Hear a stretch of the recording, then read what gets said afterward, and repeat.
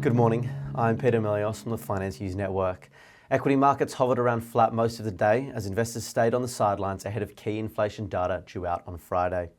The S&P 500 managed to tip into the green, closing 0.16% higher.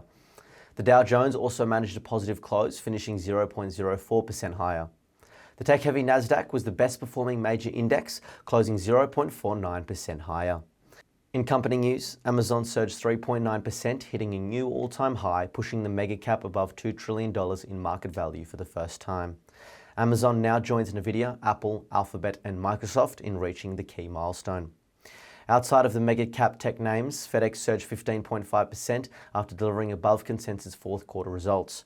Rivian Automotive popped 23.2% after Volkswagen Group said it would invest up to $5 billion in the electric vehicle company. In aftermarket news, Micron Technology was trading 6% lower after reporting results and giving lower than expected guidance for fiscal fourth quarter sales. In a boost for the financial sector, the Federal Reserve announced that all 31 US banks passed the bank's annual stress test and commented that they are well positioned to weather a severe recession and stay above minimum capital requirements.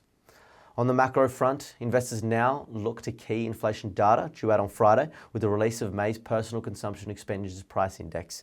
The Fed watches this measure closely and the market is eager to see prices continuing to moderate, which would raise the likelihood of a rate cut in interest rates later this calendar year.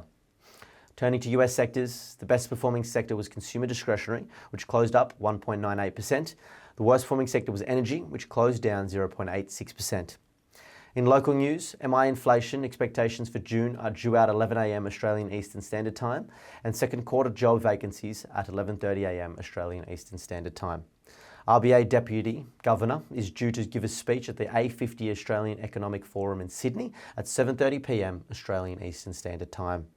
Across the Tasman, New Zealand June consumer confidence numbers are due out at 8 a.m. and business confidence at 11 a.m. Australian Eastern Standard Time.